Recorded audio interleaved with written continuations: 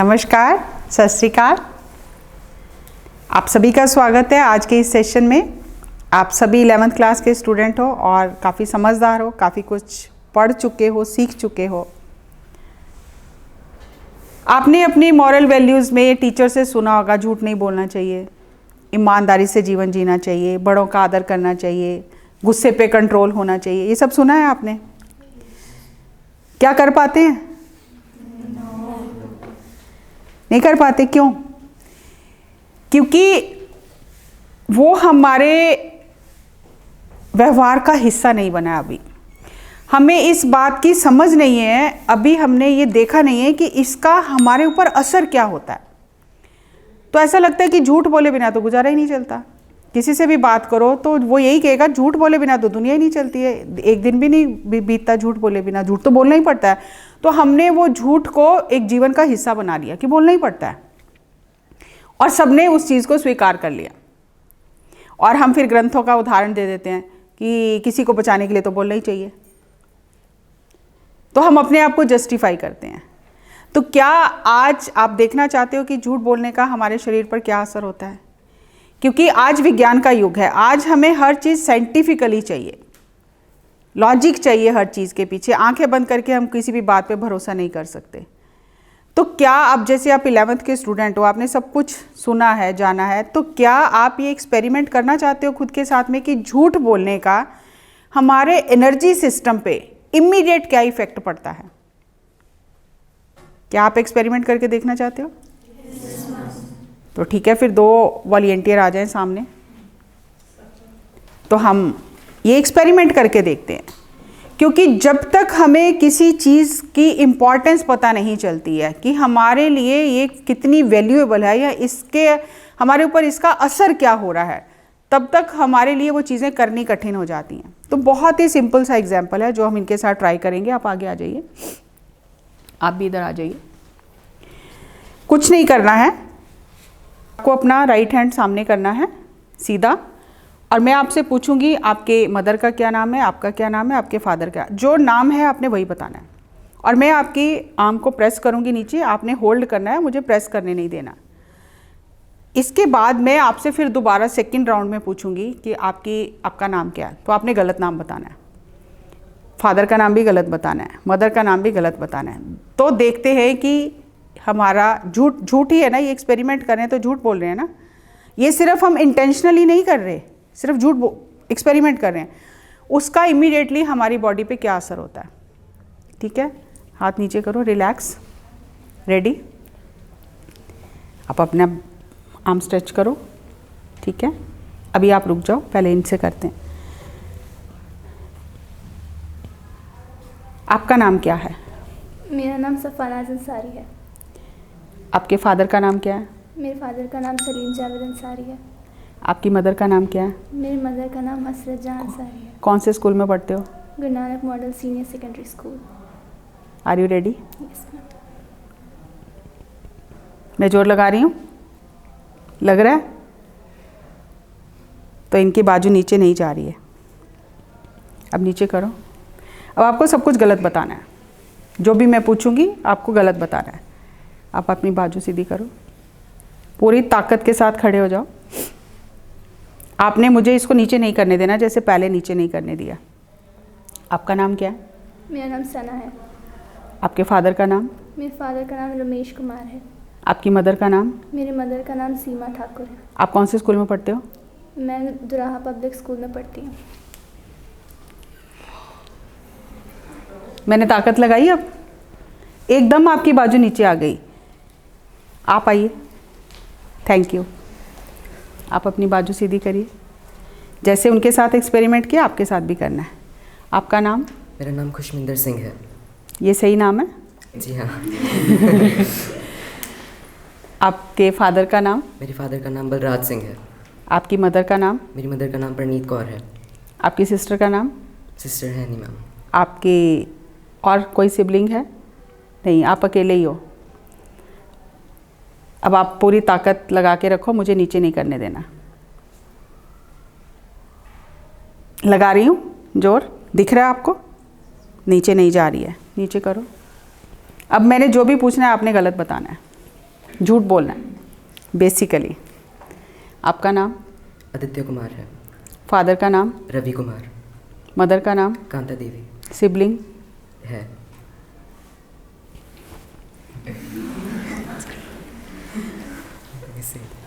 Thank you, बैठिए। अब ये क्या हुआ है, एक तो हमारा फिजिकल बॉडी है और एक हमारा अंदर एनर्जी बॉडी है जिससे सांसों से हम चलते हैं और हमारे शरीर को एनर्जी मिलती है।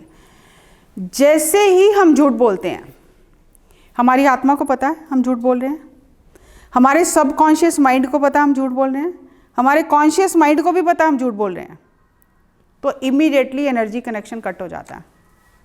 आपका इनर एनर्जी सिस्टम ही आपको सपोर्ट नहीं करता। और अगर एक सेकंड में इतना एनर्जी चेंज हो जाता है हमारा, तो अगर दिन में हम 10-20 बार झूठ बोलते हैं तो कितना एनर्जी ड्रेन हो जाता है झूठ बोल बोल के। तो आज से झूठ बोलेंगे,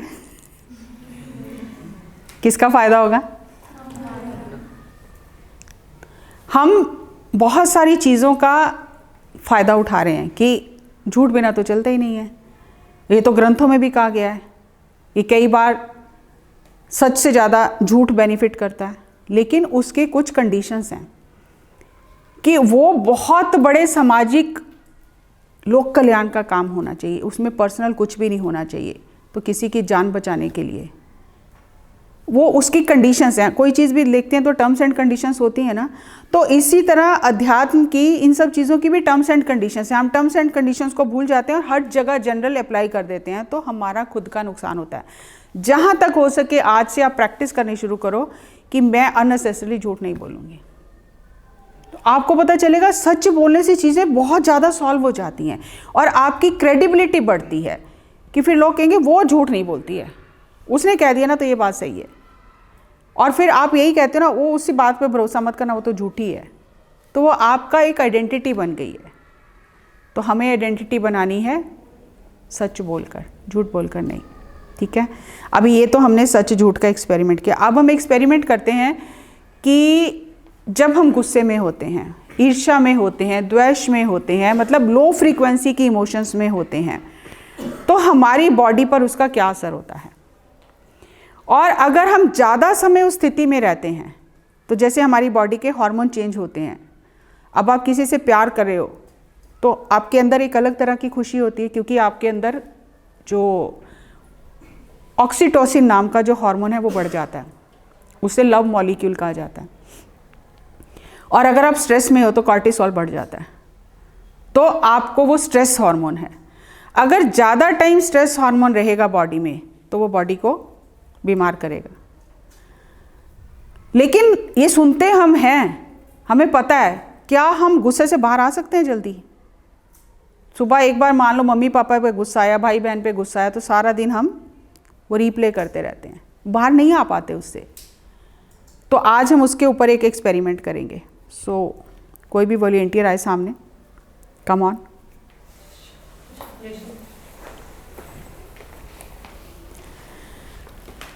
इधर आगे आ जाओ। आपको अपने लाइफ का वो समय याद करना है जब आपको हर्ट हुआ हो, बहुत गुस्सा आया हो। सिर्फ उस इंसिडेंट्स को रिप्ले करना है, चाहे वो फ्रेंड के साथ हो, पेरेंट्स के साथ हो, कि बताना नहीं किसी को, बस खाली उसको उस इंसिडेंट्स को रिप्ले करना है मेंटली, ठीक है। अभी हम देखते हैं, जैसे आप हाथ करो, रेडी। कुछ नहीं पूछना मैंने आपसे, मुट्ठी बंद करो। आपने मुझे नीचे नहीं करने देना, ठीक है। अभी आप बिल्कुल न्यूट्रल स्टेट में हो, कोई नेगेटिव पॉजिटिव इमोशंस अंदर नहीं चल रहा, थॉट नहीं चल रहे, ठीक है। अब आप आंख बंद करके उस इंसिडेंट्स को रिप्ले करो, आंख बंद करके। जब हो जाए तब आप मुझे बोलना कि हो गया।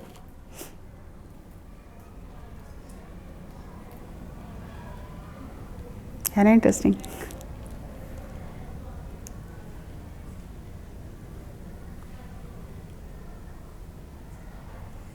हो गया?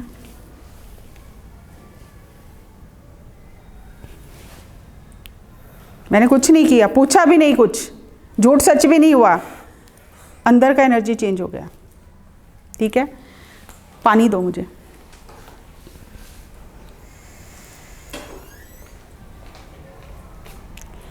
अभी ये 1 गिलास पानी है। हर चीज़ में एनर्जी होती है, पानी में भी एनर्जी है। इसी पानी से बिजली बनाई जाती है। अब हम देखते हैं इस पानी का एनर्जी कैसा है। आप भी घर में जाके कर सकते हो, ये कोई ट्रिक नहीं है कि जो मैं हिला रही हूँ हाथ तो ये हिल रहा है। इस पानी में एनर्जी ना के बराबर है। ठीक है, आप इस पानी को हाथ में पकड़ो और उस इंसिडेंस को रिप्ले करो।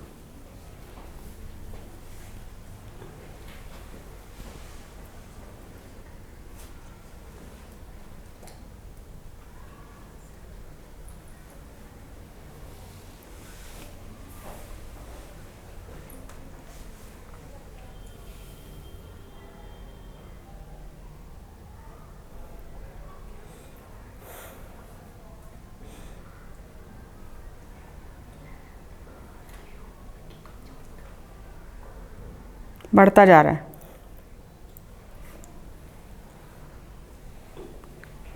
इस पानी पर उस थॉट का, उस इमोशन का इतना ज़्यादा इफेक्ट हो गया, जबकि कितनी देर पकड़ा होगा? 10 सेकंड भी नहीं पकड़ा होगा। अब यही पानी है।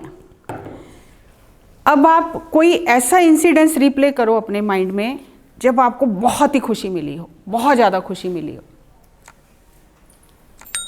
कोई शादी हो सकती है, कोई आपको प्राइज़ मिला हो।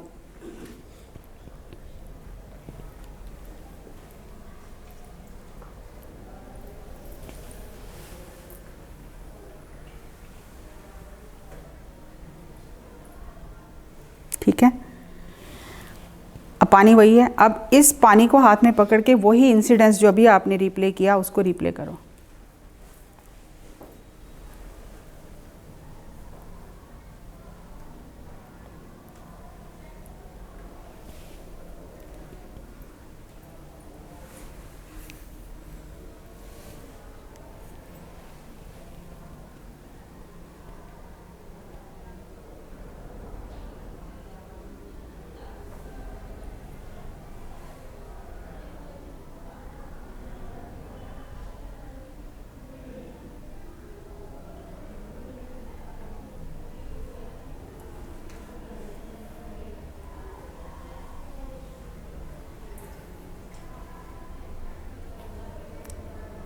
क्या नोटिस किया आपने?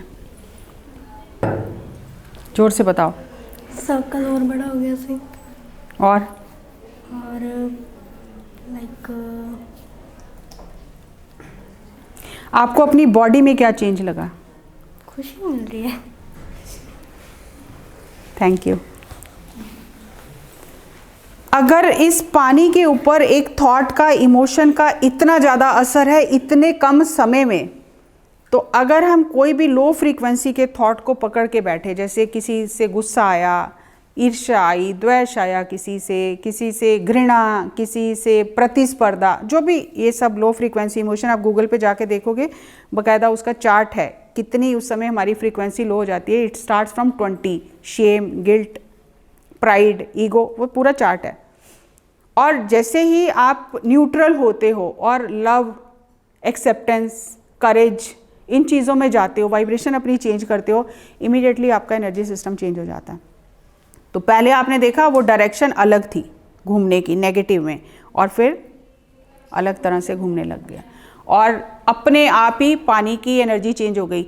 इसीलिए जब हम पानी पीते हैं, अगर हम पानी को पॉजिटिव थॉट दे के पिएँ तो ऑटोमेटिकली हमारी एनर्जी बहुत ही अच्छी रहती है। और पहले ज़माने में क्या करते थे, अगर मान लो पानी पड़ा है, जैसे मान लो किसी के साथ डिस्टर्बेंस, हम किसी के घर गए बात करने और उन्होंने पानी दिया और बाद में बातें सब इधर उधर की होने लग गई, झगड़े की, ये वो सब, ये किया वो किया, तो वो पानी नहीं पीते थे, क्योंकि पानी के अंदर इतनी ज़्यादा मेमोरी है, पानी उस मेमोरी को स्टोर कर लेता है। ये जो जितने आज सरोवर हम देखते हैं, ऐतिहासिक स्थानों पर देखते हैं, जो चरणामृत लेते हैं मंदिर में जाके, वो क्या है, पानी उस हाई वाइब्रेशन को स्टोर कर लेता है और वो अपना इनटेक करने से हमारे अंदर की एनर्जी इसी टाइम चेंज हो जाती है, क्योंकि हमारे अंदर 80% पानी ही है।